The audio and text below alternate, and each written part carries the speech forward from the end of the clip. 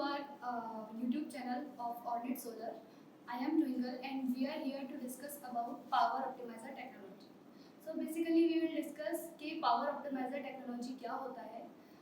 So let's proceed for the particular thing. So Power Optimizer, I think you all are very much aware about MPPT technology. So MPPT technology is basically maximum power point tracking. So in string inverters, there are multiple MPPTs or single MPPT, right? But in Power Optimizer technology, what we did or what manufacturers did, they separated MPPT from inverter and shifted it towards the panel side.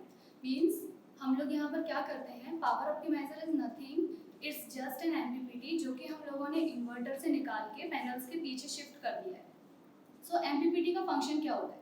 MPPT का function होता है कि किसी भी point of time में DC लो है या high है, दोनों कंडीशंस में जो मैक्सिमम पावर है पैनल से उसको एक्सट्रैक्ट आउट करके हमारे इन्वर्टर तक पहुंचाना, right? So basically in string inverters what we did, हम लोग 10 या 12 पैनल्स को सीरीज में कनेक्ट करके फिर एक एमपीपीटी से कनेक्ट करते हैं. तो उस केस में क्या होता है अगर एक भी पैनल पर शेडो है या किसी भी एक पैनल का जनरेशन किसी भी रीजन से लो है, तो उस कंडीशन में क्या होता है, हमारा बाकी पैनल्स जो हैं वो एक सिंगल जिस पैनल का परफॉर्मेंस लो है उसके अकॉर्डिंग वर्क करता है. But in this case power optimiser technology को इंट्रोड्यूस क्यों किया गया, ये जो प्रॉब्लम है इससे बाहर निकलने के लिए. सो पावर ऑप्टिमाइजर टेक्नोलॉजी में हम लोग क्या करते हैं, हम स्ट्रिंग्स वैसे ही कनेक्ट करते हैं जैसे हम पैनल्स में कनेक्ट करते हैं, बट यहाँ पर एमपीपीटीज को हमने पैनल के पीछे शिफ्ट कर दिया. मींस ऑप्टिमाइजर्स को हर पैनल के पीछे लगाते हैं. 10 या 15 ऑप्टिमाइजर्स का एक सीरीज बनता है, बट ये ऑप्टिमाइजर इंडिविजुअली वर्क करते हैं. नाउ यहाँ पर हर ऑप्टिमाइजर हर पैनल से मैक्सिमम पावर ट्रैक करके और इन्वर्टर को एक्सट्रैक्ट आउट करके प्रोवाइड करवाता है, right? So we can see string कैसे बनता है. This is power optimiser. Power optimiser के दो पार्ट्स होते हैं, एक इनपुट साइड एक output side. This is input side. Panel के पीछे इनपुट साइड को कनेक्ट करके आउटपुट साइड को हम दूसरे ऑप्टिमाइजर से कनेक्ट करते हैं और एक ऐसे सीरीज में एक स्ट्रिंग बनाते हैं. बट यहाँ पर पॉइंट ऑफ मैटर क्या है कि यहाँ पर ये एक ऑप्टिमाइजर दूसरे ऑप्टिमाइजर से इंडिविजुअली वर्क करता है. Now let's see power optimiser physically कि पावर ऑप्टिमाइजर दिखता कैसा है. So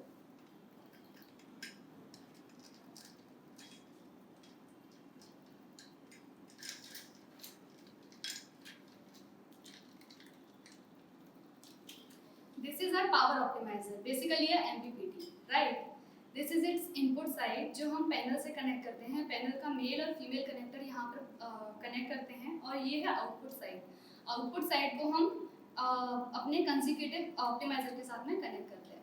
now power optimisers function कैसे करते हैं, अब हम इस पर वर्क करते हैं. सो पावर ऑप्टिमाइजर्स का फंक्शन क्या होता है,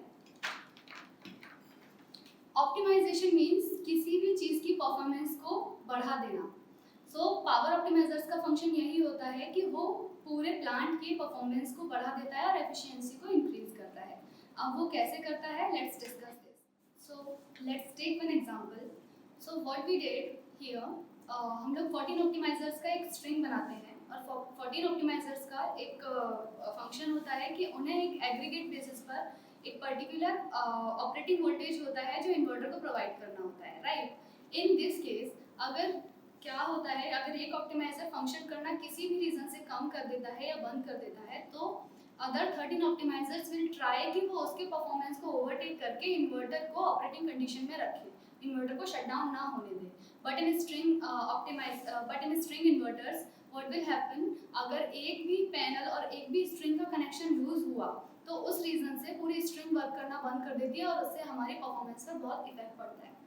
हम ऑप्टिमाइजर टेक्नोलॉजी का फंक्शन एक बेसिक एग्जांपल से समझते हैं.